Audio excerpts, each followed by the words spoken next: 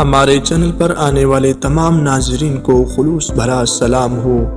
دیکھنے اور سننے والے دوستوں سے درخواست ہے کہ ہمارے چینل کو سبسکرائب کریں اور ساتھ لگے ہوئے لال کلر کے بٹن کو بھی دبا دیں تاکہ ہماری ہر نئی آنے والی ویڈیو آپ تک بآسانی پہنچ سکے۔ ناظرین، میں ہوں محمد یوسف اور آپ دیکھ رہے ہیں ایم یوسف وائس چینل۔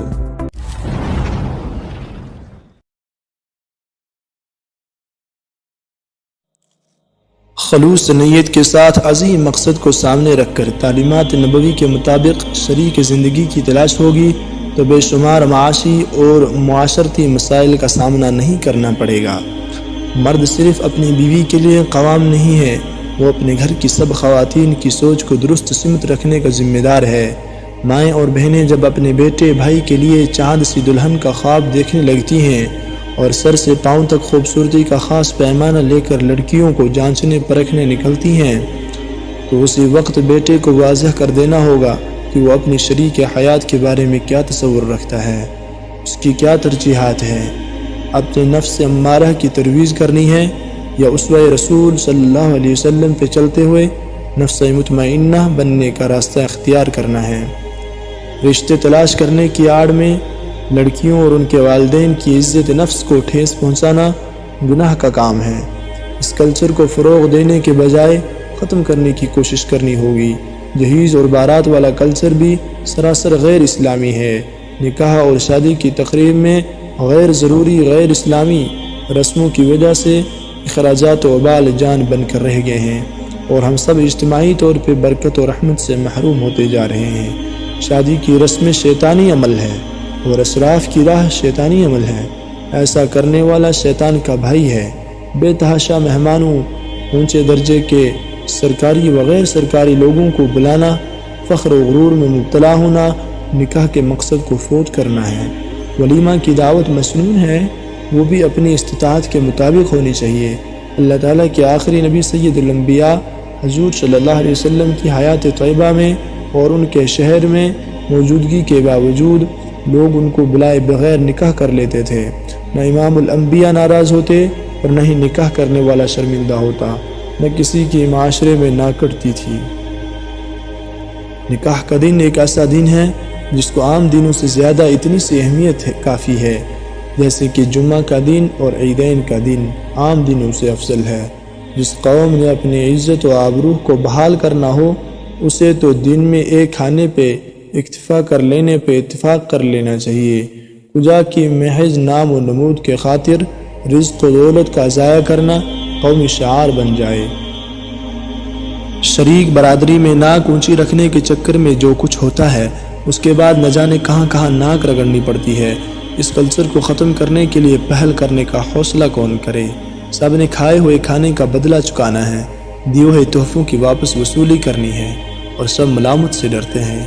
ولا لومۃ لائم کی ربانی پکار رب کی طرف بلانے والے بھی بھول جاتے ہیں، اور یہ بھی حقیقت نظروں سے اوجھل ہو جاتی ہے کہ شریک راضی پھر بھی نہ ہوں گے، اور رسول اللہ صلی اللہ علیہ وسلم کے فرمان کو شیطان نسیم منسیہ کر دیتا ہے کہ سب سے بابرکت شادی وہ ہے جس میں خرچہ کم سے کم ہو۔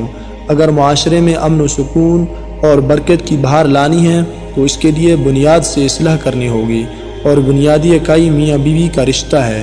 عملی زندگی کی ابتدا کرنے والے نئے جوڑے اپنے مقاصد متعین کریں اور اپنی اصلاح کا مصمم ارادہ اور اپنے سے بڑے رشتوں کی اصلاح میں اپنا کردار ادا کریں۔ اب جدید ٹیکنالوجی کی وسعت پذیری نے سیکھنے سکھانے کا وہ ماحول بنا دیا کہ اصلاح معاشرہ کے لیے جوانوں کو پیروں کا استاد ہونا پڑے گا۔ کسی بھی قوم کی نوجوان نسل جب اپنی اصلاح آپ کا پرچم اٹھا لیتی ہے تو دوستو تب ہی انقلاب آتے ہیں۔ ہمارے سامنے تو اسوہ رسول اکرم صلی اللہ علیہ وسلم موجود ہے، جن کی زندگی جہالت، فرسودہ رسم و رواج، انا کے بت پاش کرنے میں گزری۔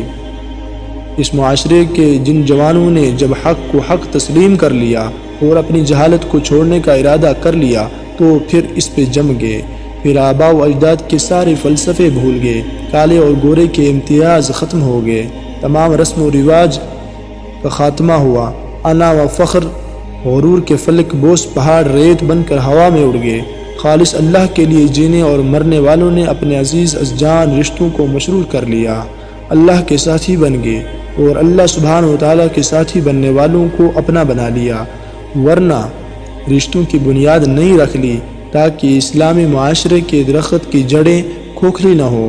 وہ درخت بھی ثمرات ہوتا ہے جس کی جڑیں مضبوط ہوں۔ آج کا دور پھر سے امت مسلمہ کے نوجوانوں کو پکار رہا ہے۔ دنیا میں امن صرف اسلام کے ذریعے ہی آ سکتا ہے، اور اسلام کوئی ایسا ضابطہ نہیں جو کسی خاص وقت یا حالات کے لیے ہی مخصوص ہو۔ یہ نغمہ فصل گل لالہ کا نہیں پابند، بہار ہو کہ خزاں لا الہ الا اللہ۔ نوجوانوں کو مخاطب کرنے کا یہ مطلب ہرگز نہیں ہے کہ معاشرے کے بزرگ بری ذمہ ہو گئے ہیں۔ جوانوں کو اسوہ رسول صلی اللہ علیہ وسلم پہ عمل کرنے کے لیے راہ ہموار کرنا، ان کی حوصلہ افزائی کرنا، بزرگی کا اپنی عمر اور مرتبے کا ناجائز روب اور دھونس نہ ڈالنا، اور آباء و اجداد کے غیر اسلامی رسم و رواج مروجہ اصولوں کو چھوڑنے پہ سمجھوتا کر لینا انہی کی ذمہ داری ہے۔ آئیے دوستو، ہم سب اپنے اپنے مقام پہ اپنی ذمہ داریوں کی پہچان کریں اور مل جل کر ایک ایسے شجر معاشرت کی آبیاری کریں جس کی جڑیں مضبوط ہوں اور وہ سایہ دار ہونے کے ساتھ ثمردار اور لازوال بھی ہو۔ ربنا لا تزغ قلوبنا بعد اذ ہدیتنا وہب لنا من لدنک رحمہ انک انت الوہاب۔ تو ناظرین، امید کرتے ہیں کہ ہماری آج کی ویڈیو آپ کو ضرور پسند آئی ہوگی۔ مزید ایسی ہی دلچسپ اور حقیقت پر مبنی ویڈیوز پانے کے لیے ہمارے چینل کو سبسکرائب کر لیں اور ساتھ میں لگے ہوئے لال کلر کے بٹن کو بھی دبا دیں تاکہ ہماری ہر نئی آنے والی ویڈیو آپ تک بآسانی پہنچ سکے۔